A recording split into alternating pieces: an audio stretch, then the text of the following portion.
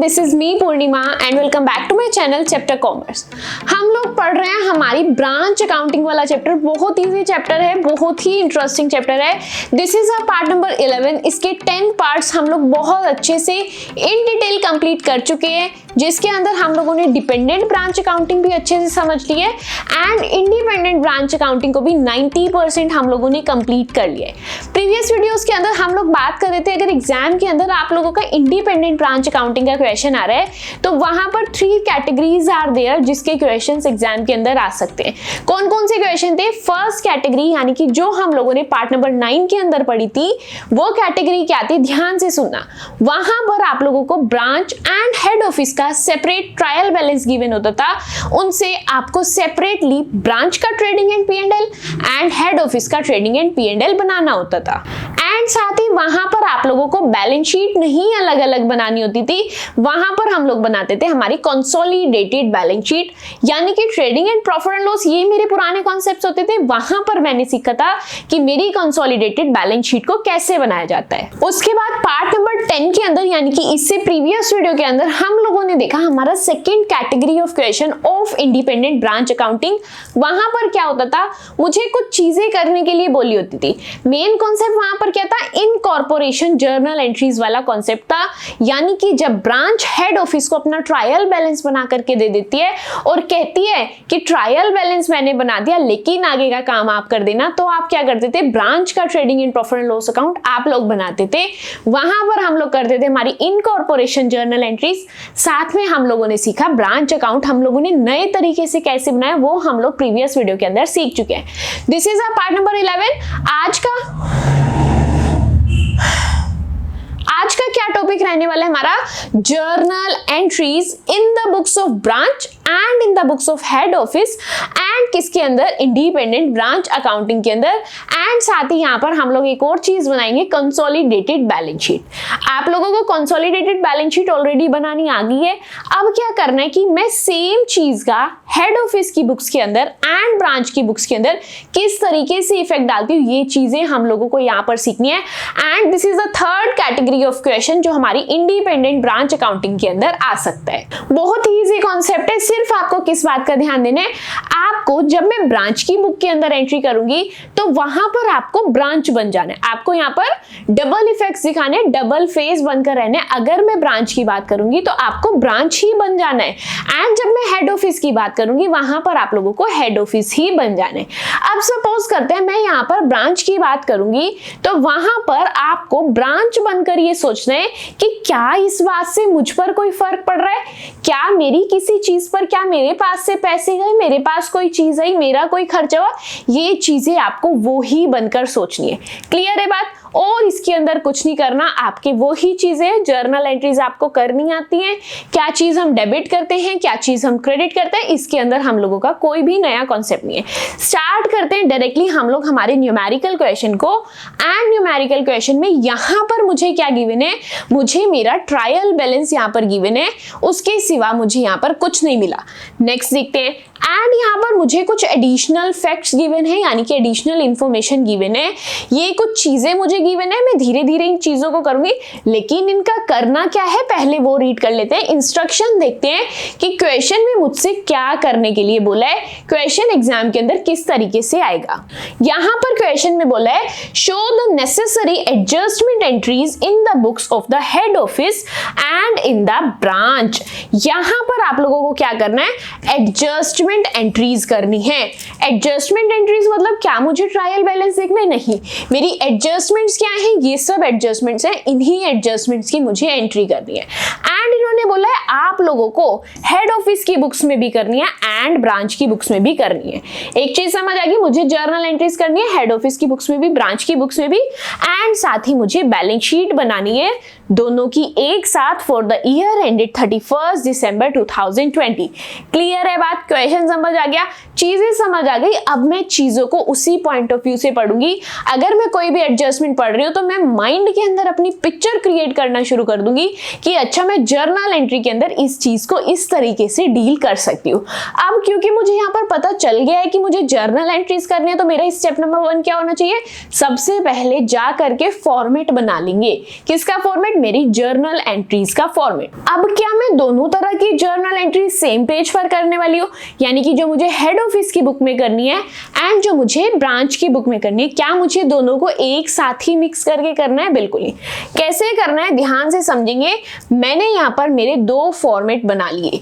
क्या बना लिए? दो फॉर्मेट। ये रहा मेरा पहला फॉर्मेट एंड मैं यहाँ पर क्या लिखूंगी?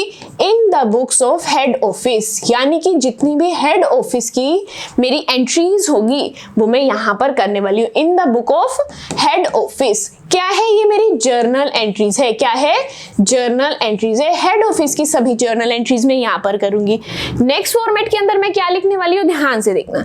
यहाँ पर मैं करूंगी इन द बुक्स ऑफ ब्रांच। क्या लिखेंगे? इन द बुक्स ऑफ ब्रांच, यानी कि जितनी भी जर्नल एंट्रीज मेरी ब्रांच से रिलेट करती है उसको मैं यहाँ पर करने वाली हूँ।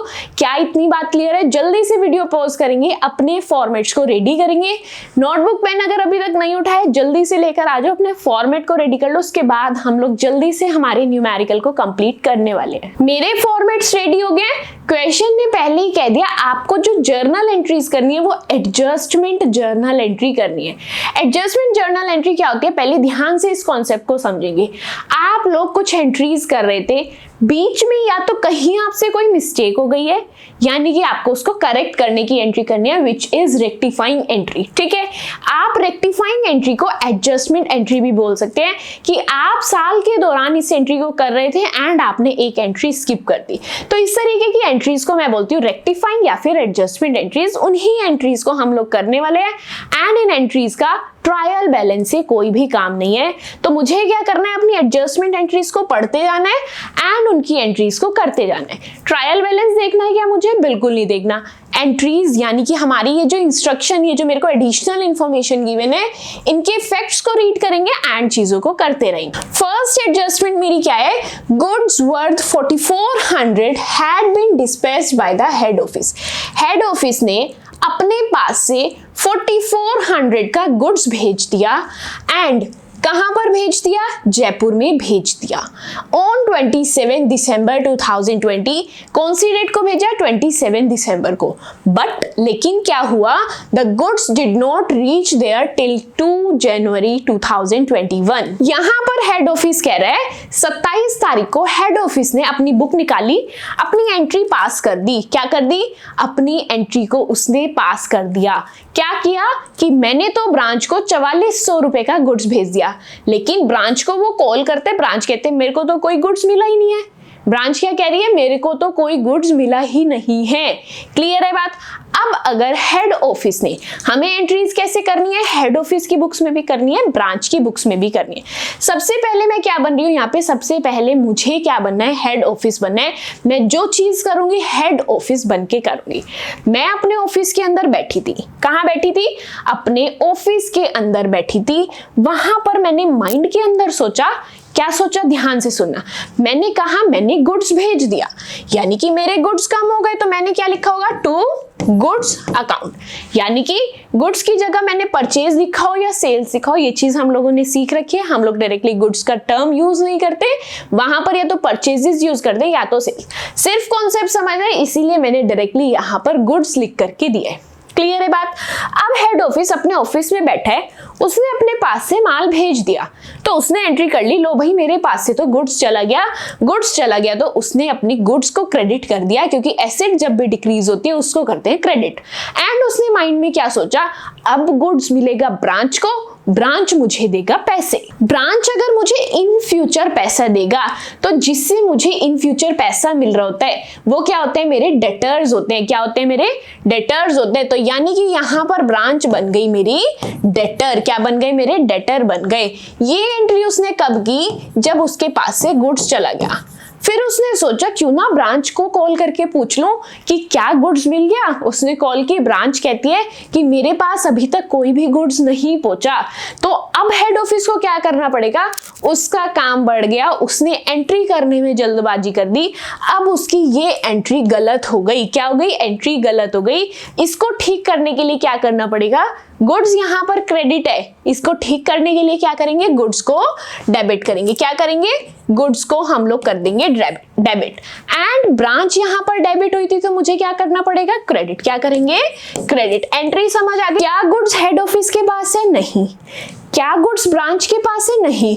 गुड्स तो मेरे रास्ते में है, तो उसके लिए मैं क्या टर्म यूज करती हूँ, गुड्स इन ट्रांजिट। क्या टर्म यूज करते हैं, goods in transit.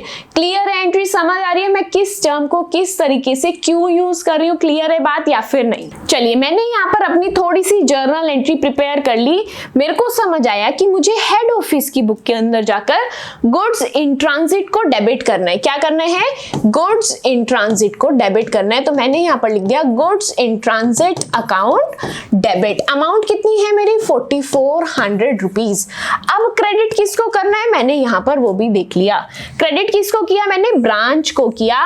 Previous video के अंदर मैंने आप लोगों को बताया था, जहां पर आप लोगों को ब्रांच का नाम भी दे रखा है। अगर नाम ना होता तो मैं सीधा टू ब्रांच लिखती। अब ये मेरी अगर दिल्ली ब्रांच है तो मैं कैसे लिखूंगी, to Delhi branch. Pune branch है तो कैसे लिखेंगे, टू पुणे ब्रांच। लेकिन इस क्वेश्चन के अंदर ये मेरी जयपुर ब्रांच है तो मैं कैसे लिखूंगी, टू जयपुर ब्रांच। कैसे लिखेंगे, टू जयपुर ब्रांच। चलिए फिर लिखते हैं यहाँ पर क्या लिखना है, टू जयपुर ब्रांच। क्लियर है बात या फिर नहीं, मुझे जल्दी से कमेंट करके बताएंगे। यहाँ पर लिखा टू जयपुर ब्रांच। अमाउंट कितनी है, वो ही 4400 रुपीज। इसी के साथ मैंने यहाँ पर हेड ऑफिस की बुक के अंदर अपनी फर्स्ट जर्नल एंट्री को कंप्लीट कर लिया। मैंने मेरे हेड ऑफिस का रोल तो निभा लिया, लेकिन यहाँ पर मुझे डुअल रोल निभाने हैं, मुझे यहाँ पर ब्रांच का रोल भी निभाना है। अब मुझे एक बात का आंसर करेंगे, क्या इस बात से आपकी ब्रांच को कोई फर्क पड़ेगा। गुड्स हेड ऑफिस ने भेजे, गुड्स हेड ऑफिस की मेरे तक नहीं पहुंचे, यानी कि ब्रांच तक नहीं पहुंचे, तो क्या इस बात की ब्रांच को ये एंट्री करेगा, उसे क्या मतलब। हेड ऑफिस ने किसको क्या कितना भेजा, ब्रांच को कोई मतलब नहीं है। उसने यानी कि हेड ऑफिस ने अगर ब्रांच को गुड्स भेजा, ब्रांच तब तक लायबल नहीं है जब तक उसको गुड्स नहीं मिल जाते, यानी कि इस बात से ब्रांच को कोई भी फर्क नहीं पड़ेगा। हेड ऑफिस कह रहा है मैंने गुड्स भेज दिए, ब्रांच ने कहा मेरे तक नहीं पहुंचे, मैं तो एंट्री नहीं करूंगा। क्लियर है, तो यानी कि इस एडजस्टमेंट की एंट्री हम लोग हमारी ब्रांच अकाउंट के अंदर, यानी कि हमारी ब्रांच बुक्स के अंदर, जो बुक्स हम लोग हमारी ब्रांच की मेंटेन कर रहे हैं वहां पर रिकॉर्ड नहीं करेंगे। क्लियर है बात। इसी के साथ हम लोगों ने हमारी एडजस्टमेंट नंबर 1 की एंट्री कंप्लीट कर ली है। इतना इजी था, इतना सिंपल था। सिर्फ आप लोगों को ड्यूअल रोल निभाना है। आपको सिर्फ इतना सोचना है, क्या इस बात से आपके हेड ऑफिस को फर्क पड़ रहा है, क्या इस बात से ब्रांच को फर्क पड़ रहा है या फिर नहीं। नेक्स्ट एडजस्टमेंट देखते हैं। कोशिश करना वीडियो पॉज करके आप लोग पहले खुद से ट्राई करेंगे। क्या है मेरी next adjustment, as per convention the branch should be charge with 3000 rupees for administrative service rendered by the head office. अब हेड ऑफिस क्या काम करता है, ब्रांच की देखरेख करता है। क्या करता है, ब्रांच की देखरेख करते हैं। ब्रांच के पास क्या आ रहा है, क्या खर्चे हो रहे हैं, कितना प्रॉफिट हो रहा है, कितना लॉस हो रहा है, हर चीज का ध्यान हेड ऑफिस रख रहे हैं। तो क्या हेड ऑफिस एक अमाउंट डिजर्व नहीं करता, अगर वो इतनी मेहनत कर रहा है तो क्या वो ब्रांच का इतना कुछ काम फ्री में करेगा, नहीं। उसको एक सर्विस चार्जेस पे करने होते हैं जिसका नाम होता है एडमिनिस्ट्रेटिव सर्विस चार्जेस, जो सर्विस हेड ऑफिस ब्रांच के लिए रेंडर कर रहे हैं। तो क्या केस है, यहां पर बोला गया है कि ब्रांच ने हेड ऑफिस को 3000 रुपीज देने हैं। किस चीज के, एडमिनिस्ट्रेटिव सर्विस चार्जेस की। अब इसकी जर्नल एंट्री कैसे करनी है, ध्यान से सुनना। सबसे पहले मैं बन रही हूं हेड ऑफिस। क्या बन रही हूं मैं, सबसे पहले हेड ऑफिस का रोल निभा रही हूं। अब अगर मैं बीइंग अ हेड ऑफिस सोचूं तो मैंने क्या किया, मैंने मेरी ब्रांच को सर्विसेज दी, ब्रांच को सर्विस दे दी, तो मेरे माइंड में क्या होगा, मुझे कल को ब्रांच से पैसा मिलने वाला है। क्या बोला मैंने, इन फ्यूचर मुझे ब्रांच से पैसा मिलने वाला है। तो मैं क्या लिखूंगी यहाँ पर, मुझे जल्दी से बताएंगे। क्या मेरा ये डेटर नहीं बना, बिल्कुल बना। क्या ये मेरा डेटर नहीं बना, बिल्कुल बना। तो मैं कैसे लिखूंगी, जयपुर ब्रांच अकाउंट डेबिट। कैसे लिखेंगे, Jaipur branch account debit. Amount क्या है, 3000 रुपीज। 3000 को मैंने यहाँ पर लिख दिया। आप लोग हेड ऑफिस बने मेरे साथ साथ, एक एक चीज को मेरे साथ साथ समझना, तभी आप लोगों की कंफ्यूजन्स दूर होंगी, तभी समझ आएगा किस एंट्री को मुझे हेड ऑफिस की बुक में करना है, किस एंट्री को मुझे ब्रांच की बुक के अंदर करना है। अब हेड ऑफिस ने अगर ब्रांच को सर्विस दी, हेड ऑफिस क्या एक्सपेक्ट करेगा कि इन फ्यूचर ब्रांच मुझे सर्विस के चार्जेस पे करेगी एंड इन फ्यूचर जो मेरे पास पेमेंट आती है वो होता है मेरा डेटर, यानी कि ब्रांच अकाउंट बना यहाँ पर मेरा डेटर। ठीक है, इसीलिए मैंने इसको किया डेबिट। नेक्स्ट चीज क्या है, ब्रांच मेरी डेटर बनी, ये बात तो समझ आ गई, लेकिन आप लोगों ने ये बात ध्यान नहीं दी कि यहाँ पर आप लोगों की इनकम होगी। क्या होगी यहाँ पर आप लोगों की इनकम होगी एंड मैं इनकम किस अकाउंट में, जो पैसा मुझे ब्रांच देगा मेरी पॉकेट के अंदर आएगा एंड मेरी पॉकेट के अंदर पैसा आ रहा है, यानी कि मेरा गेन, मेरी इनकम हो रही है। मैंने इतना पैसा कमाया, मैंने इतनी मेहनत की ब्रांच के लिए, बदले में मुझे पैसा मिला, यानी कि मेरी इनकम जनरेट हुई एंड मेरी इनकम कहाँ आती है, मेरे प्रॉफिट एंड लॉस अकाउंट के अंदर। कहां पर आती है मेरी income, profit and loss account के अंदर एंड इनकम का नेचर क्रेडिट होता है, इसीलिए प्रॉफिट एंड लॉस अकाउंट को मैं यहां पर कर रही हूं क्रेडिट। लिखेंगे मेरे साथ साथ to profit and loss account, क्या लिखेंगे, to profit and loss account, amount is 3000 rupees. Clear है, ये काम मैंने हेड ऑफिस की बुक्स के अंदर तो कर लिया। अब मैंने हेड ऑफिस का रोल निभा लिया, मुझे किसका रोल निभाना है, यहाँ पर ब्रांच का रोल निभाना है। किसका रोल निभाना है, ब्रांच का। अब मुझे एक बात बताएंगे, ब्रांच कह रही है कि हेड ऑफिस ने मुझे सर्विसेज दे दी, ठीक है, समझ आ गई बात, उसने सर्विस दे दी, यानी कि कल को मुझे उसे पैसा लौटाना पड़ेगा, मुझे उसको पैसा देना पड़ेगा एंड जिसको पैसा मुझे इन फ्यूचर देना पड़ता है वो होते हैं मेरे क्रेडिटर्स। कौन होते हैं वो, मेरे क्रेडिटर्स एंड क्रेडिटर्स का नेचर होता है लाइबिलिटी। क्लियर है बात, क्रेडिटर का नेचर क्या होता है, लाइबिलिटी, विच मीन्स मेरे वो क्रेडिटर क्रेडिट होंगे। लाइबिलिटी का नेचर क्रेडिट है, यानी कि मेरा जो क्रेडिटर है वो होगा क्रेडिट एंड यहाँ पर मेरे क्रेडिटर का नाम क्या है, हेड ऑफिस। क्या नाम है मेरे क्रेडिटर का, हेड ऑफिस। तो मैं मेरी जर्नल एंट्री के अंदर हेड ऑफिस को करने वाली हूँ क्रेडिट। मुझे क्वेश्चन के अंदर हेड ऑफिस का नाम गिवन है, नहीं गिवन है, तो मैं डायरेक्टली यहां पर लिख दूंगी टू हेड ऑफिस। क्या लिख दूंगी, टू हेड ऑफिस। क्यों, क्योंकि हेड ऑफिस को इन फ्यूचर मुझे पैसा देना है, जिसको इन फ्यूचर पैसा देना होता है वो होते हैं मेरे क्रेडिटर। क्रेडिटर्स मेरी लाइबिलिटी होती है एंड उसका नेचर क्रेडिट होता है, इसीलिए मैंने लिख दिया to head office account. Debit किसको करेंगे, क्या आप सर्विस एक्सपेंस अगर पे कर रहे हैं, आप एडमिनिस्ट्रेटिव एक्सपेंस अगर पे कर रहे हैं, क्या वो आपका खर्चा हुआ, बिल्कुल खर्चा हुआ। ब्रांच बन करके सोचने, क्या वो ब्रांच का खर्चा है, बिल्कुल। एंड ब्रांच के जो भी खर्चे होते हैं वो कहां जाते हैं, प्रॉफिट एंड लॉस अकाउंट के अंदर। प्रॉफिट एंड लॉस अकाउंट के अंदर जाते हैं तो कौन सी साइड में जाते हैं, डेबिट साइड में, इसीलिए मैं क्या करूंगी, यहां पर प्रॉफिट एंड लॉस अकाउंट को कर देंगे डेबिट। किसको करेंगे, प्रॉफिट एंड लॉस अकाउंट को कर देंगे डेबिट। अमाउंट क्या है मेरी 3000, दोनों साइड मैंने अपनी अमाउंट को लिख लिया।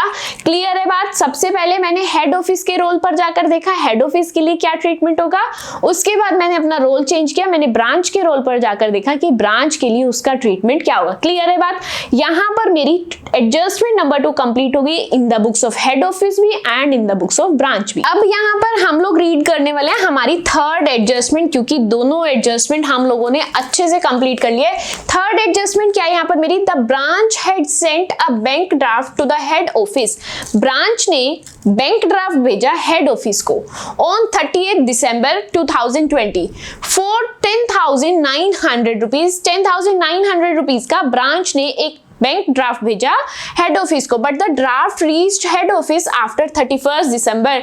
लेकिन हम लोग अकाउंट्स कब तक के बना रहे हैं, एंट्रीज कब तक कर रहे हैं, 31 दिसंबर तक की। लेकिन हेड ऑफिस के पास उस डेट तक कोई भी बैंक ड्राफ्ट नहीं पहुंचा। क्लियर है बात, उस डेट तक बैंक ड्राफ्ट आपके हेड ऑफिस तक नहीं पहुंचा। ब्रांच ने बैंक ड्राफ्ट भेजा हेड ऑफिस को। सबसे पहले मुझे हेड ऑफिस का रोल प्ले करना है। हेड ऑफिस कह रहे हैं कि आपने बैंक ड्राफ्ट भेजा, ब्रांच ने बैंक ड्राफ्ट भेज दिया, ब्रांच कॉल करती है हेड ऑफिस को।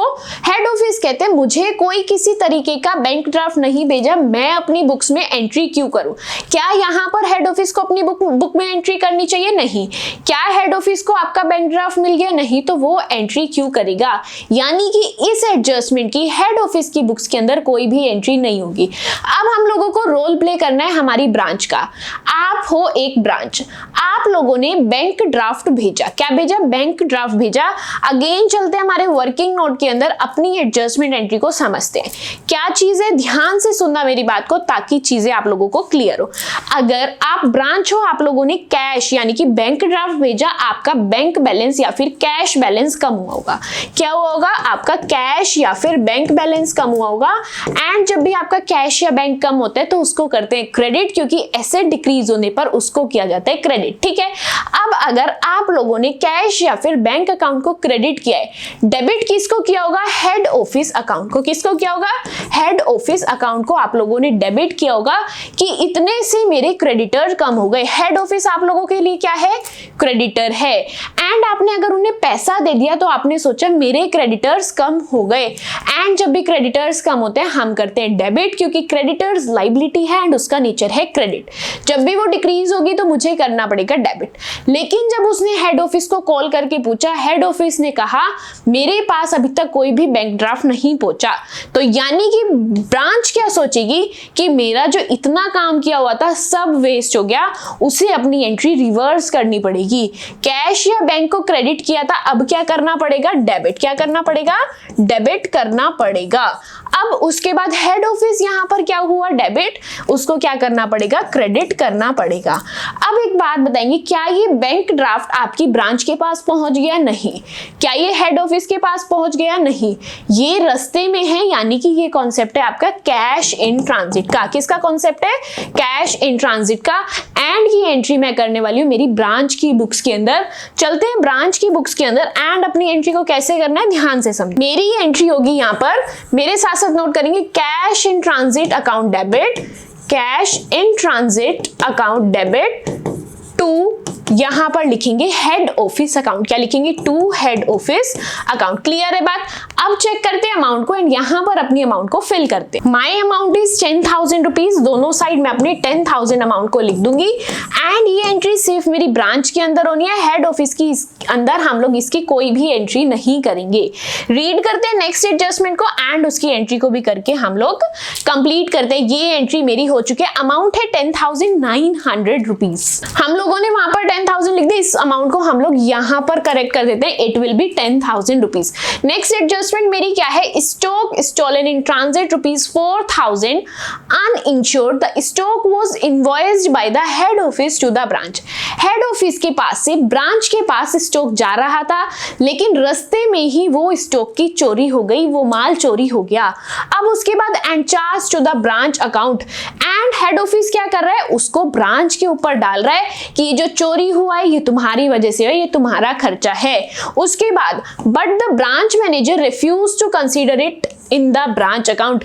लेकिन जो ब्रांच मैनेजर है वो कहता है मेरी क्या गलती है, सामान तुमने भेजा, ट्रांसपोर्ट तुमने खुद ने ढूंढा, बीच में चोरी हो गया तो मेरा क्या बीच में रोल है, उसको समझ नहीं आया। यानी कि अगर मैं ब्रांच बनकर सोचूं तो इस केस के अंदर ब्रांच का कोई भी रोल नहीं है, यानी कि ब्रांच की बुक्स के अंदर कोई भी जर्नल एंट्री नहीं होगी। क्लियर है बात? क्या हेड ऑफिस की बुक्स के अंदर मुझे एंट्री करनी पड़ेगी? बिल्कुल।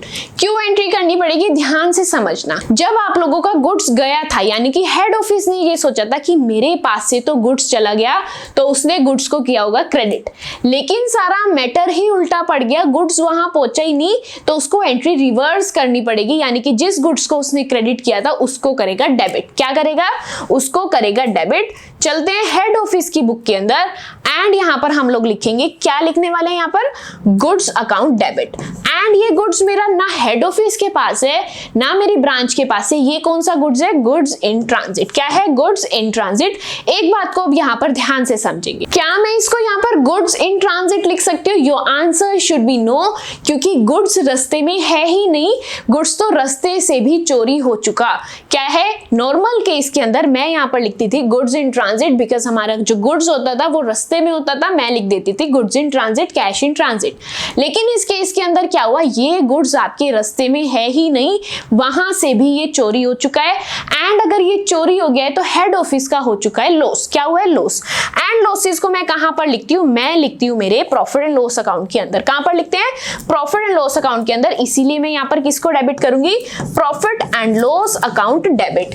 क्रेडिट किसको करेंगे? ध्यान से समझना। जब हेड ऑफिस ने गुड्स ब्रांच को भेजा तो यानी कि ब्रांच को उसने डेटर बना लिया कि मेरे पास से गुड्स चला गया ब्रांच मुझको आने वाले टाइम में पेमेंट करेगा, ठीक है। तो यानी कि ब्रांच उसके लिए डेटर बन गई थी, तो ब्रांच को उसने कर रखा था डेबिट, लेकिन उसको बाद में रियलाइज होता है कि ब्रांच के पास तो गुड्स पहुंचा ही नहीं है, तो जिसको उसने डेबिट किया तो उसको क्या करना पड़ेगा, क्रेडिट करना पड़ेगा।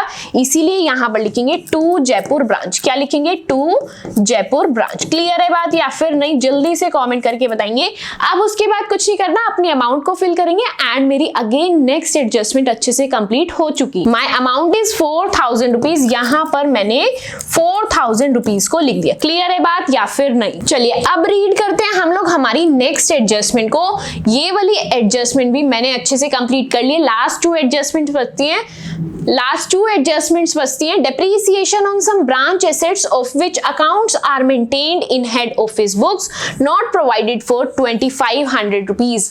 आप लोगों को डेप्रिसिएशन चार्ज करना था, डेप्रिसिएशन लगाना था। क्लियर है बात। अब डेप्रिसिएशन आपको हेड ऑफिस के हिसाब से भी सोचना है, ब्रांच के हिसाब से भी सोचना है। एडजस्टमेंट के अंदर कहा जो एसेट थी ना जिसपे डेप्रिसिएशन आप लोग लगा रहे हैं, वो एसेट किसके नाम पर है, वो एसेट आपके हेड ऑफिस के नाम पर है। तो एसेट किसकी रिड्यूस हुई होगी, ब्रांच की रिड्यूस हुई होगी या फिर हेड ऑफिस की। एसेट तो हेड ऑफिस की रिड्यूस हुई है, क्योंकि एसेट किसके नाम पर है, हेड ऑफिस के नाम पर है। एडजस्टमेंट दोबारा समझेंगे।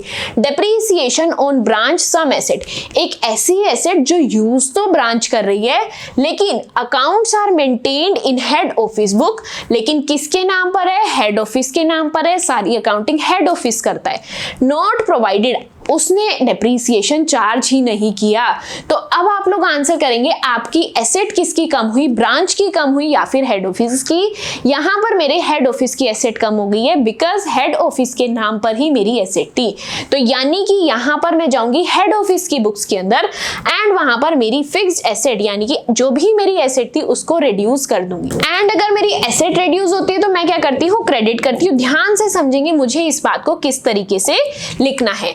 मैं लिखूंगी मेरी फिक्स्ड एसेट कम हुई है, तो मैं यहां पर लिखूंगी to branch fixed asset account, to branch fixed asset account. Clear है बात। ये फिक्स्ड एसेट से पहले मैंने ब्रांच क्यों लिखा, क्योंकि ये एसेट एक्चुअल में ब्रांच यूज कर रही है, लेकिन एसेट किसके नाम पर है, हेड ऑफिस के नाम पर है। क्लियर है बात। अब ये जो ब्रांच ने यानी कि हेड ऑफिस ने जो डेप्रिसिएशन लगा दिया, उसकी जो एसेट कम हो गई, उसने क्या सोचा, ब्रांच की वजह से मेरी एसेट कम हो गई, ब्रांच मुझे इन फ्यूचर पैसा देगी। उसने मेरी एसेट को इतना यूज कर लिया कि मेरी एसेट की वैल्यू गिरने लगी है, मुझे ब्रांच से पैसा वसूलना है, यानी कि इन फ्यूचर ब्रांच मुझे पैसा देगी। तो मैं डेबिट किसको करूंगी, जयपुर ब्रांच अकाउंट को। किसको करूंगी, Jaipur branch account debit. Clear है बात, समझ आ रही है। यानी कि यहाँ पर जयपुर ब्रांच आप लोगों के लिए क्या बन गई, डेटर बन गई। हेड ऑफिस के लिए क्या बन गई, डेटर बन गई, इसीलिए मैंने उसको कर दिया यहाँ पर डेबिट। क्लियर है बात। अमाउंट फिल करेंगे, यहाँ पर अमाउंट है 2500 रुपीज। क्या अमाउंट है, 2500 रुपीज। अब आप लोगों को यही सेम बात ब्रांच के पॉइंट ऑफ व्यू से सोचनी है। एसेट ब्रांच यूज कर रही थी, यानी कि खर्चा एक्चुअल में किसका हुआ, खर्चा हुआ मेरी ब्रांच का। किसका खर्चा हुआ, खर्चा हुआ एक्चुअल में मेरी ब्रांच का। एंड अगर मेरी ब्रांच का खर्चा हो गया तो उसे क्या करना पड़ेगा, खर्चे कहां जाते हैं, प्रॉफिट एंड लॉस अकाउंट के पास। कहां पर जाते हैं, प्रॉफिट एंड लॉस अकाउंट के पास। तो ब्रांच क्या करेगी, प्रॉफिट एंड लॉस अकाउंट को कर देगी डेबिट। किसको करेगी, प्रॉफिट एंड लॉस अकाउंट को कर देगी डेबिट। एंड उसने कहा ये खर्चा मेरा हेड ऑफिस ने पे कर दिया, क्योंकि एसेट उसके पास है, यानी कि एसेट हम यूज करें लेकिन नाम किसका है, हेड ऑफिस का। अब उसने कहा लेकिन एक्चुअल में एसेट तो मैं यूज कर रही हूँ, एंड अगर एसेट मैं यूज कर रही हूँ तो खर्चा भी किसे देना पड़ेगा, ब्रांच को ही देना पड़ेगा। तो एक्चुअल में खर्चा किसका है, ब्रांच का, इसीलिए प्रॉफिट एंड लॉस अकाउंट को कर दिया डेबिट। एंड उसको ये पैसे किसको देने हैं, हेड ऑफिस को देने हैं। हेड ऑफिस उसका क्रेडिटर है, इसीलिए हेड ऑफिस को कर दिया यहाँ पर क्रेडिट। क्लियर है बात, क्या कर दिया, हेड ऑफिस को यहाँ पर क्रेडिट। अमाउंट कितनी है यहाँ पर, 2500 रुपीज। मैंने यहाँ पर अपनी अमाउंट को भी फिल कर लिया। क्लियर है बात, सिंपल है या नहीं, बहुत सिंपल है। नेक्स्ट देखते हैं मुझे और क्या एडजस्टमेंट यहाँ पर गिवन है। लास्ट एडजस्टमेंट पर हम लोग आ चुके हैं, जल्दी से इसको भी कंप्लीट करते हैं। क्लियर है बात। अब यहाँ पर मेरी लास्ट एडजस्टमेंट है the balance of branch profit profit should be transferred to the head office books. अब ब्रांच ने जितना भी प्रॉफिट कमा लिया वो सारा प्रॉफिट इकट्ठा करके किसको भेजने वाली है, हेड ऑफिस के पास भेजने वाली है। प्रॉफिट कैसे निकालना है, ध्यान से समझेंगे। किसका प्रॉफिट निकालना है, ब्रांच का प्रॉफिट निकालना है। मैं चलती हूं मेरे ट्रायल बैलेंस के अंदर कि उसके पास पुराना कितना प्रॉफिट पड़ा था। प्रॉफिट किसका ट्रांसफर करना है, ब्रांच का। तो मुझे देखना है कि क्या ब्रांच के पास कोई पुराना प्रॉफिट पड़ा है या फिर नहीं। तो मैं आ गई मेरे ट्रायल बैलेंस के अंदर, ये लिखा है मेरा प्रॉफिट एंड लॉस अकाउंट। क्या लिखा है, प्रॉफिट एंड लॉस अकाउंट। मुझे जाना है मेरी ब्रांच वाली साइड, इसके इधर वाली साइड सारी हेड ऑफिस की है एंड इधर वाला पार्ट मेरा जयपुर ब्रांच का है। तो मैंने प्रॉफिट एंड लॉस की अमाउंट देखनी है ब्रांच की, वो है 30,600 रुपीज। अब मुझे पता लगाना है ये मेरा प्रॉफिट है या फिर लॉस है। क्या पता लगाना है, ये मेरा प्रॉफिट है या फिर लॉस। लॉस की नेचर डेबिट होती है, प्रॉफिट की नेचर क्रेडिट होती है। कुछ नहीं करना, ट्रायल बैलेंस में देख लो इसका बैलेंस डेबिट है या फिर क्रेडिट। इसका बैलेंस है क्रेडिट, यानी कि ये मेरे प्रॉफिट की अमाउंट है। किसकी अमाउंट है, प्रॉफिट की अमाउंट है। यानी कि ब्रांच का प्रॉफिट कितना है, 30,600 का। वर्किंग नोट में चलते हैं एंड वहां पर देखते हैं हम लोग कैलकुलेशन किस तरीके से करने वाले हैं। यहां पर लिखेंगे ब्रांच प्रॉफिट एंड लॉस। क्या लिखेंगे, ब्रांच प्रॉफिट एंड लॉस। या फिर कैसे लिख सकते हैं, profit as per trial balance. कैसे लिख सकते हैं, profit as per trial balance. कितनी अमाउंट है हमारे ट्रायल बैलेंस के अकॉर्डिंग, आपकी ब्रांच की प्रॉफिट की क्या अमाउंट है। My amount is 30,600। कितनी अमाउंट है, 30,600। अब इसमें से मुझे चीजों को ऐड करना है एंड चीजों को लेस करना है। कैसे करना है, ध्यान से समझेंगे। किसका प्रॉफिट है, ब्रांच का प्रॉफिट है। चलते हैं ब्रांच की बुक्स के अंदर। कहां पर जाना है मुझे, यहाँ पर ब्रांच की बुक्स के अंदर जाना है। ये आ गए हम लोग हमारी ब्रांच की बुक्स के अंदर। अब मुझे बस चेक करना है प्रॉफिट एंड लॉस कहां पर यूज हुआ है। सबसे पहले क्या फर्स्ट एंट्री के अंदर प्रॉफिट एंड लॉस यूज हुआ है, बिल्कुल। एंड ये डेबिट हुआ है, डेबिट हुआ है। ये मेरा फायदा होगा या फिर नुकसान, ये मेरा नुकसान होगा, क्योंकि डेबिट साइड में अगर profit and loss account debit है यानी कि वहां पर या तो मेरे एक्सपेंसेस हैं या फिर लॉस है। तो यानी कि यहाँ पर प्रॉफिट एंड लॉस अकाउंट यहाँ पर डेबिट हुआ है 3,000 रुपीज, यानी कि यहाँ पर मेरा नुकसान हुआ है। तो मुझे मेरे प्रॉफिट में से इस नुकसान को करना पड़ेगा माइनस। एंड ये 3,000 किसके थे, मेरी एडमिनिस्ट्रेटिव सर्विस के थे। किसके थे 3,000 रुपीज, मेरी एडमिनिस्ट्रेटिव सर्विस के थे। तो मैंने लिख दिया यहाँ पर 3,000 लेस कर दिया, वो भी किस चीज के, एडमिनिस्ट्रेटिव सर्विस के थे। ठीक है, ये सब कुछ आप लोगों का वर्किंग नोट के अंदर रहने वाला है। फिर से चलते हैं हमारी ब्रांच की बुक्स के अंदर एंड वहां पर देखते हैं मेरा प्रॉफिट एंड लॉस और कहां पर यूज हुआ है। क्या इस एंट्री के अंदर प्रॉफिट एंड लॉस है, नहीं। क्या इस एंट्री के अंदर है, यस है। एंड यहां पर भी डेबिट हुआ है, यानी कि यहां पर भी मेरा खर्चा हुआ है। एंड अमाउंट है मेरी 2,500 रुपीज। एंड ये 2,500 किस चीज के हैं, डेप्रीसिएशन के हैं। चलते हैं हमारे वर्किंग नोट के अंदर, यहां पर करेंगे 2,500 रुपीज को माइनस। एंड किस चीज के हैं, ये मेरे डेप्रीसिएशन के हैं, डेप्रीसिएशन ऑन फिक्स्ड एसेट। उसके बाद मेरी ब्रांच की बुक्स के अंदर और कोई एंट्री नहीं है, ना कहीं पर प्रॉफिट एंड लॉस यूज हुआ है। ध्यान रखेंगे एक बात का, ये जितनी चीजें मैं कर रही हूं, प्रॉफिट भी मैंने ब्रांच का उठाया, बुक्स भी मैंने ब्रांच की देखी। मुझे हेड ऑफिस की बुक्स को नहीं देखना है, क्योंकि मुझे ब्रांच का एक्चुअल प्रॉफिट इकट्ठा करके हेड ऑफिस को भेजना है। अब मुझे चेक करके बताएंगे यहाँ पर आपकी ब्रांच को एक्चुअल कितना प्रॉफिट हुआ है। कितना एक्चुअल प्रॉफिट हुआ है, 25100। कितना प्रॉफिट हुआ है, 25100। अब ये प्रॉफिट उसने किसको भेजना है, हेड ऑफिस को भेजना। एंड अगर ये हेड ऑफिस को भेजना है, यानी कि मेरे पास से प्रॉफिट हो जाएगा कम। क्या हो जाएगा, मेरे पास से प्रॉफिट हो जाएगा कम। एंड जब भी प्रॉफिट कम होगा तो मैं करूंगी प्रॉफिट एंड लॉस अकाउंट को डेबिट। क्या करूंगी, प्रॉफिट एंड लॉस अकाउंट को डेबिट। यहां पर करेंगे profit and loss account debit, 25100, 25100। अब ये जो प्रॉफिट है ये मुझे कहां पर भेजना है, मुझे हेड ऑफिस के पास भेजना है। हेड ऑफिस के पास भेजना है मतलब मैं क्रेडिट किसको करने वाली हूँ, यहां पर मैं क्रेडिट करने वाली हूँ हेड ऑफिस अकाउंट को। And my amount is 25100। ये मैंने मेरी ब्रांच की बुक्स के अंदर अपना काम कंप्लीट कर लिया है। अब मुझे एक बात बताएंगे, हेड ऑफिस को मैंने प्रॉफिट इकट्ठा करके भेज दिया। अगर मैं हेड ऑफिस की बुक्स की बात करूं तो हेड ऑफिस की पॉकेट में पैसा आ रहा है, यानी कि हेड ऑफिस को फायदा हो रहा है। चलते हैं मेरे हेड ऑफिस की बुक्स के अंदर एंड वहां पर मुझे क्या करना पड़ेगा, प्रॉफिट आ रहा है, यानी कि प्रॉफिट एंड लॉस अकाउंट को करना पड़ेगा क्रेडिट। क्रेडिट, क्या करना पड़ेगा, प्रॉफिट एंड लॉस अकाउंट को करना पड़ेगा क्रेडिट, अमाउंट है 25100, 25100 एंड ये प्रॉफिट यानी कि मेरे पास पैसा कहां से आ रहा है, जयपुर ब्रांच से, तो हम लोग यहां पर लिखेंगे जयपुर ब्रांच अकाउंट डेबिट। क्या लिखेंगे, Jaipur branch account debit. Clear है बात। यहां पर मेरी सभी जर्नल एंट्रीज कंप्लीट हो गई हैं, अभी कुछ एंट्रीज बाकी हैं, उनको भी यहां पर सीखते हैं। जो मेरी एंट्रीज बच गई हैं यानी कि जो एंट्रीज को मैं ट्रायल बैलेंस से यहां पर करती हूँ, एडजस्टमेंट एंट्रीज मैंने सभी कंप्लीट कर लिया, लेकिन अगर मुझे क्वेश्चन में ट्रायल बैलेंस गिवन है तो वो मेरा वेस्ट नहीं होगा, उससे भी मुझे कुछ ना कुछ काम करना पड़ेगा। एडजस्टमेंट एंट्रीज तो मैंने कर ली, लेकिन जो चीजें बच गई हैं उनकी मैं करूंगी इनकॉर्पोरेशन एंट्रीज। कौन सी एंट्री करेंगे, इनकॉर्पोरेशन एंट्रीज। ध्यान से समझेंगे मैं किस तरीके से अपनी इनकॉर्पोरेशन एंट्रीज को कर रही हूँ। सबसे पहले बात करेंगे मेरे हेड ऑफिस की बुक्स की। किसकी बात करेंगे, हेड ऑफिस की बुक्स की बात करेंगे। इनकॉर्पोरेशन एंट्रीज मतलब मैंने मेरी सभी चीजें कर ली, ट्रेडिंग प्रॉफिट एंड लॉस की सभी चीजें कर रखी है मैंने, मुझे मेरी बैलेंस शीट की इनकॉर्पोरेशन एंट्रीज करनी है, यानी कि हेड ऑफिस की सभी एसेट्स को डेबिट करेंगे एंड क्रेडिट में क्या लिखेंगे आप लोग मुझे कमेंट करके बताएंगे। सभी एसेट्स कहां से आ रही हैं, ब्रांच के पास से आ रही हैं, तो मैं डेबिट में सभी एसेट्स लिखूंगी एंड क्रेडिट में ब्रांच का नाम लिख दूंगी। क्लियर है बात। स्टार्ट करते हैं यहां पर हमारी इनकॉर्पोरेशन एंट्री को करना। ये रहा मेरा क्वेश्चन, यानी कि ये रहा मेरा ट्रायल बैलेंस। अब ट्रायल बैलेंस से सभी में पहले एसेट्स को उठाती हूँ, नेम देखते हैं मेरी एसेट्स का क्या क्या नेम है। बिल्स रिसीवेबल है, डेटर है, स्टॉक है, कैश एंड बैंक है, फिक्स एसेट है एंड उसके अलावा और कुछ भी नहीं है। तो मैं ये सभी चीजें उठा करके मेरी हेड ऑफिस की बुक्स के अंदर लिख के आने वाली हूँ। कैसे लिखेंगे ध्यान से समझना, कोशिश करेंगे आप लोग भी मेरे साथ साथ यहाँ पर नोट डाउन करेंगे। कैसे लिखना है ध्यान से समझेंगे। जयपुर ब्रांच, कैसे लिखेंगे, Jaipur branch bills receivable account, bills receivable account debit. अब मैंने फर्स्ट चीज अपनी पूरी लिखी है, जयपुर एंड ब्रांच पूरा लिखा है एंड बिल्स रिसीवेबल। अब इसके नीचे मैं शॉर्ट फॉर्म्स यानी कि इस तरीके से यूज करने वाली हूं, आप लोगों को यहां पर अपने पूरे वर्ड्स लिखने हैं, अदरवाइज एग्जाम के अंदर आप लोगों के मार्क्स कट जाएंगे। ठीक है, नेक्स्ट क्या है, जयपुर ब्रांच डेटर्स अकाउंट। क्या है, जयपुर ब्रांच डेटर्स अकाउंट। उसके बाद है Jaipur branch stock account. Next बताएंगे नेक्स्ट क्या चीज है, जल्दी से क्वेश्चन चेक करेंगे एंड मुझे जल्दी से बताएंगे नेक्स्ट आइटम क्या है। यहां पर है कैश एंड बैंक,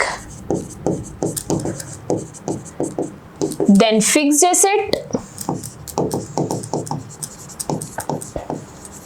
उसके बाद क्या चीज गिवन है जल्दी से बताएंगे।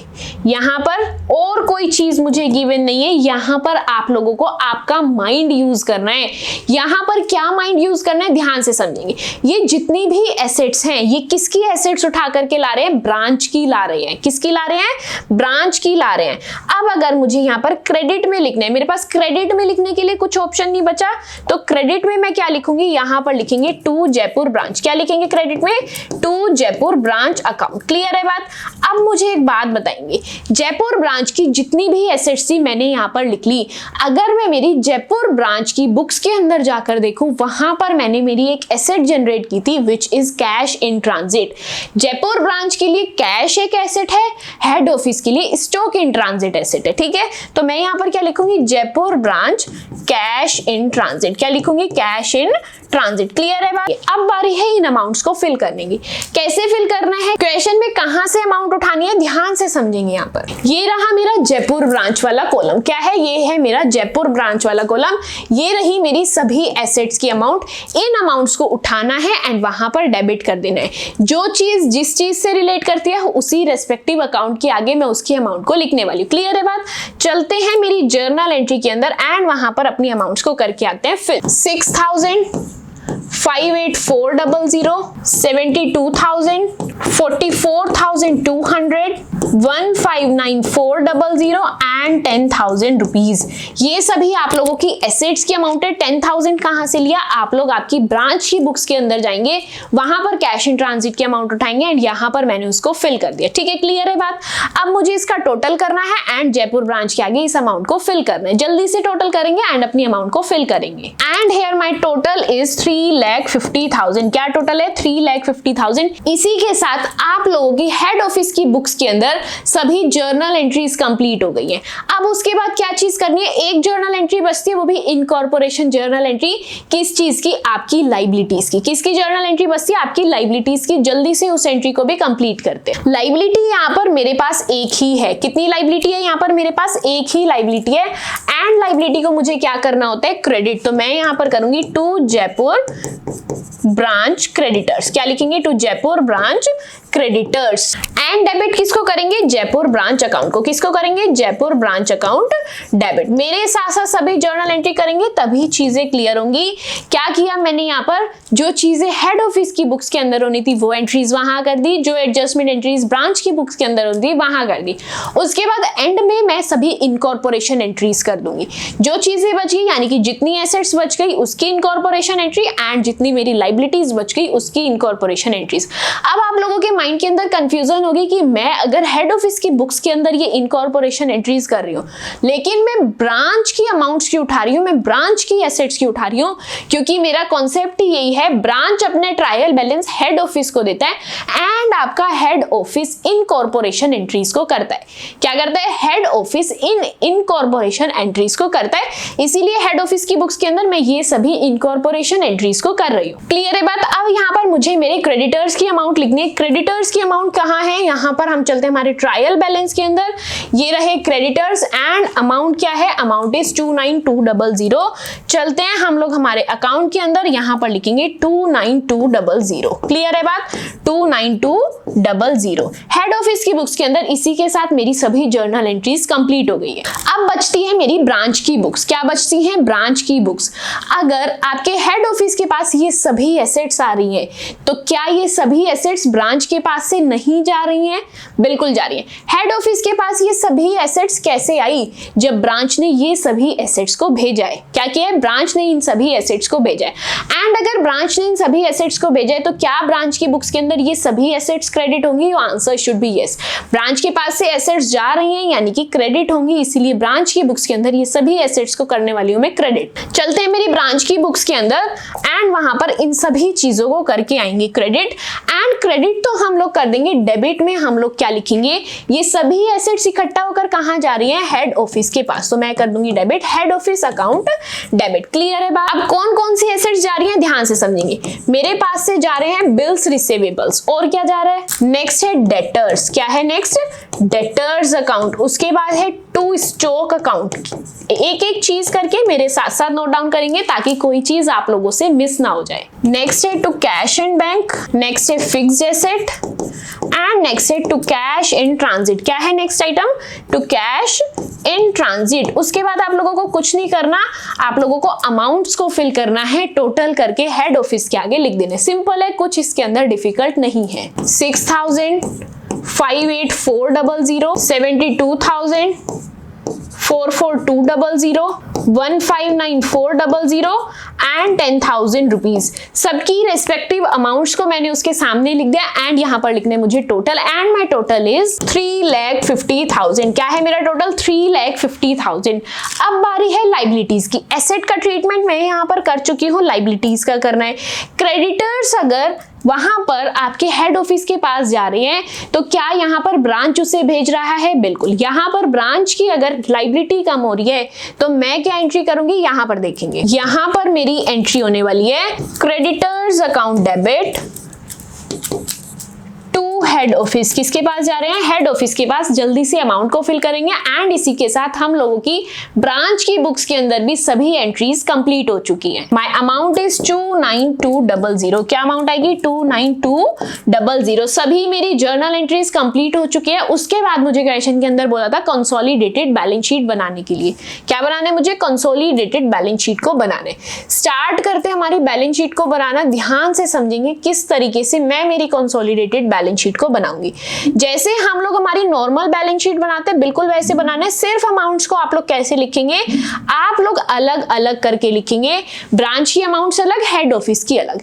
ये रहा मेरा ट्रायल बैलेंस। मैं इससे अपनी बैलेंस शीट को बनाना स्टार्ट करती हूँ। सबसे पहले मेरी बैलेंस शीट का फॉर्मेट रेडी है। यहां पर लिख देंगे कंसोलिडेटेड बैलेंस शीट। क्या लिख देंगे, consolidated balance sheet for the year ended जो भी आप लोगों के क्वेश्चन में था 30th या फिर 31 दिसंबर था, उस डेट को आप लोग यहाँ पर नोट डाउन कर लेंगे, अपने ट्रायल बैलेंस को देखेंगे, एक एक चीज को फिल करते रहेंगे। मेरे पास क्या क्या चीजें गिवन है, स्टार्टिंग से शुरू करते हैं, bills receivable and bills payable. चलते हैं हम लोग हमारी बैलेंस शीट के अंदर, यहां पर लिखेंगे बिल्स रिसीवेबल एंड यहां पर लिखेंगे हम लोग बिल्स पेबल। एक हेड ऑफिस की अमाउंट होगी, एक ब्रांच की अमाउंट होगी। सेम उसी तरीके से एक हेड ऑफिस की अमाउंट होगी एंड एक ब्रांच की अमाउंट होगी। जल्दी से अमाउंट्स लेकर के आते हैं, यहाँ पर हम लोग फिल करते हैं। बिल्स रिसीवेबल हेड ऑफिस के पास नहीं है, लेकिन ब्रांच के पास है, वो भी 6000 रुपीज के। तो मैं क्या करूंगी, यहाँ पर ब्रांच के लिख दूंगी 6000 रुपीज के एंड इस अमाउंट को लिख देते हैं बाहर, क्योंकि ब्रांच के पास, हेड ऑफिस के पास यहाँ पर बिल्स रिसीवेबल की अमाउंट नहीं है। अब हम लोग चेक करते हैं बिल्स पेबल की अमाउंट। बिल्स पेबल मेरे हेड ऑफिस के पास तो है, लेकिन ब्रांच के पास नहीं है, तो हम लोग लिख कर आते हैं 11800। क्या लिखना है, 11800। हेड ऑफिस के 11800, इसी अमाउंट को हम लोग बाहर लिख देंगे, ब्रांच के पास कोई भी अमाउंट नहीं है। क्लियर है बात। इसी तरीके से सिर्फ आपको चीजें आपके ट्रायल बैलेंस से उठानी है एंड यहाँ पर उनकी अमाउंट्स को फिल करना है। नेक्स्ट देखते हैं यहाँ पर और क्या चीजें गिवन है, डेटर्स एंड क्रेडिटर्स। दोनों चीजें दोनों के पास है, हम लोग फिल करके आते हैं डेटर्स एंड क्रेडिटर्स। क्रेडिटर्स मेरे इस साइड आएंगे, मैंने लिख दिया क्रेडिटर्स, एक हेड ऑफिस के हैं, एक ब्रांच के हैं। डेटर्स भी लिखने वाले हैं हम लोग, यहां पर लिखेंगे डेटर्स, एक हेड ऑफिस के हैं एंड एक ब्रांच के। अमाउंट चेक करते हैं एंड इनको इनकी अमाउंट्स को फिल कर देते हैं। डेटर्स कितने के हैं, हेड ऑफिस के हैं 78500 एंड 58400। यहां पर लिखेंगे 78500 एंड 58400, दोनों का सम अप करेंगे एंड बाहर की साइड हम लोग साथ के साथ फिनिशिंग करके लिखते जाएंगे, क्योंकि ये चीजें अब हम लोगों की टिप्स पर आ चुकी है। कितनी अमाउंट आएगी, 136900। कितनी अमाउंट आएगी यहाँ पर, 136900। उसके बाद अपने क्रेडिटर्स की अमाउंट को चेक करते हैं। Creditors 39600 and 29200। क्या लिखेंगे, 39600 एंड 29200, सम अप करेंगे एंड बाहर अमाउंट वाले कॉलम में लिख देंगे। कितनी अमाउंट आएगी, 68800। क्लियर है बात। नेक्स्ट ट्रायल बैलेंस में चलते हैं और बाकी की चीजों को देखते हैं। नेक्स्ट है मेरा स्टॉक। स्टॉक किस साइड आता है, मेरी एसेट साइड पर आता है, तो मैंने यहाँ पर लिख दिया स्टॉक, एक हेड ऑफिस का है एंड एक ब्रांच का है। अमाउंट चेक करते हैं एंड अमाउंट्स को फिल करते हैं। 1,42,000 एंड 72,000। 1,42,000 एंड 72,000, सम अप करेंगे एंड बाहर अमाउंट वाले कॉलम में अपनी अमाउंट को फिल कर देंगे। My amount is 214,000। क्लियर है बात। नेक्स्ट अपनी बाकी चीजों को देखते हैं। नेक्स्ट है यहाँ पर cash and bank. Cash and bank कहां पर आता है, एसेट साइड में आता है। यहाँ पर लिखेंगे कैश एंड बैंक, एक हेड ऑफिस का है, एक ब्रांच का है। अमाउंट चेक करते हैं। अमाउंट क्या है यहाँ पर, 107,400 एंड 44,200। 107,400 एंड 44,200, सम अप करेंगे एंड बाहर अमाउंट वाले कॉलम में अपनी अमाउंट को फिल कर देंगे and my total is 151,600। Clear है बात। और चीजें देखते हैं और मेरे को क्या गिवन है।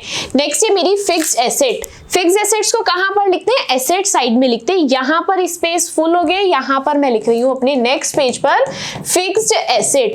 एंड फिक्स्ड एसेट मेरी हेड ऑफिस की भी होंगी एंड ब्रांच की भी होंगी। अमाउंट चेक करते हैं, अमाउंट्स को यहां पर फिल करते हैं। फिक्स्ड एसेट्स की अमाउंट है यहाँ पर मेरे पास 4,53,500 एंड 1,59,400 रुपीज। जल्दी से जाकर अपनी अमाउंट्स को फिल करते हैं। 4,53,500 1,59,400।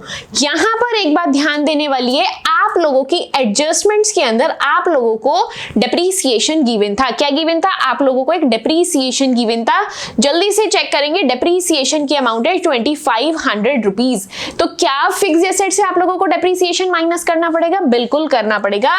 मैं लिखूंगी लेस डेप्रीसिएशन, यहां पर लिखेंगे less depreciation 2,500 rupees. Less depreciation amount क्या है, 2,500 रुपीज। यहां पर अपनी फाइनल अमाउंट निकालेंगे एंड बाहर के कॉलम में लिख देंगे। Amount is 610,400। क्लियर है। और चीजें देखते हैं मुझे मेरे ट्रायल बैलेंस के अंदर उसके बाद क्या गिवन है। नेक्स्ट है मेरे पास प्रॉफिट एंड लॉस अकाउंट। ये अमाउंट मेरी लाइबिलिटी साइड में आती है। कहां पर आती है, लाइबिलिटी साइड में आती है। तो मुझे कहां पर जाना पड़ेगा, मेरी लाइबिलिटी साइड में जाना पड़ेगा। कैसे लिखेंगे ध्यान से समझना। यहां पर आएगा, चाहे आप लोग general profit and loss account लिख लो या फिर आप लोग लिख लो प्रॉफिट एंड लॉस अकाउंट। एक अमाउंट होगी आप लोगों के हेड ऑफिस की, एक अमाउंट होगी आपके ब्रांच की। ब्रांच की अमाउंट मैंने मेरे वर्किंग नोट में कैलकुलेट कर ली थी, लेकिन मेरे हेड ऑफिस की अमाउंट को मैंने मेरे वर्किंग नोट में कैलकुलेट नहीं किया। ब्रांच की अमाउंट मैंने यहां पर कैलकुलेट कर रखी है, विच इज 25100। इसको मैं वहां पर जाकर लिख दूंगी 25100। क्या लिखना है? 25100 यहां पर लिख दिया। अब क्या करना है मुझे? मेरे हेड ऑफिस की अमाउंट को कैलकुलेट करना है। हेड ऑफिस का प्रॉफिट कैसे कैलकुलेट करेंगे ध्यान से समझेंगे। यहां पर हेड ऑफिस के प्रॉफिट की अमाउंट कितनी है? 146600। कितनी अमाउंट है? यहीं पर हम लोग हमारा वर्किंग नोट बना लेते हैं 146600।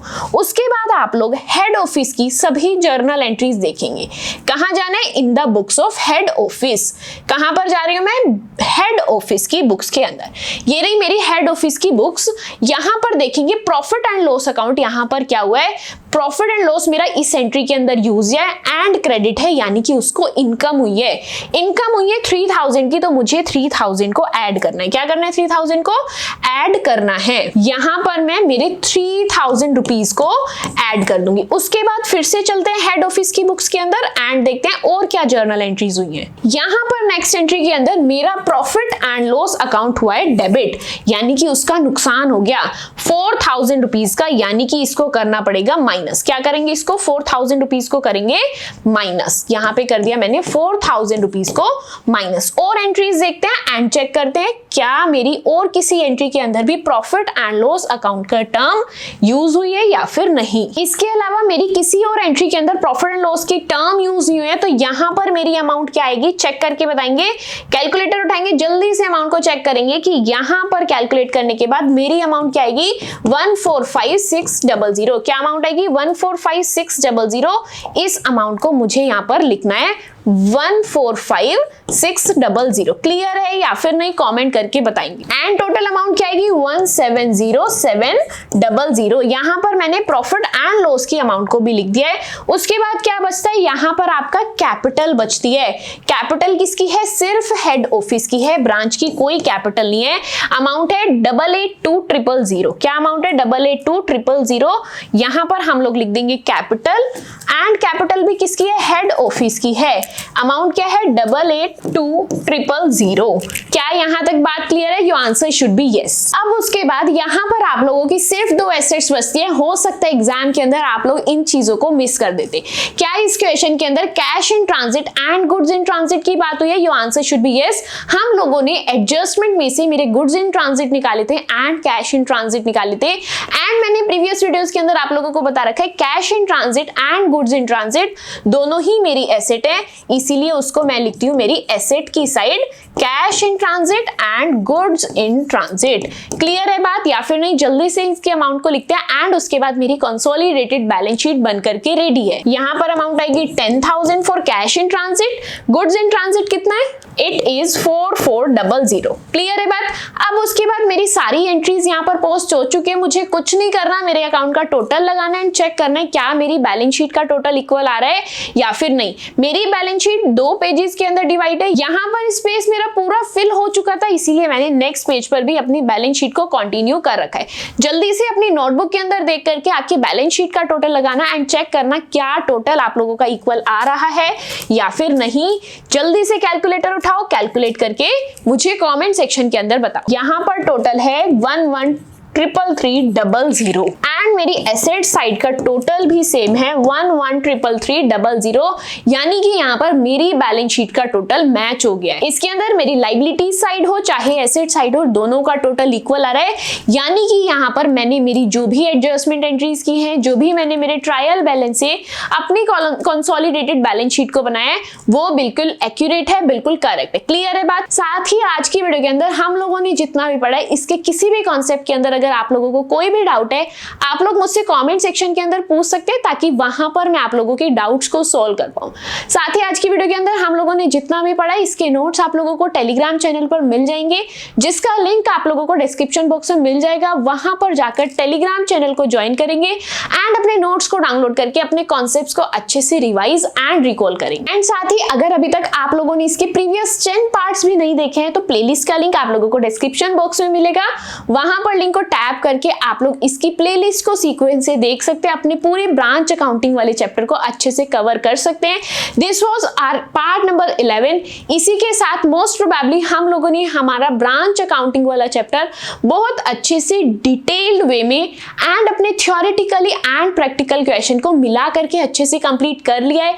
अगर चैप्टर आप लोगों को अच्छा लगा है, इंटरेस्टिंग लगा है एंड साथ ही इजी लगा है तो कमेंट सेक्शन के अंदर आप लोग आपका रिव्यू जरूर शेयर कीजिएगा। साथ ही वीडियो पसंद आई है तो don't forget to like my video and subscribe to my channel which is chapter commerce. That's it for today's video. मिलते हैं आपसे नेक्स्ट वीडियो के अंदर। Till then bye bye.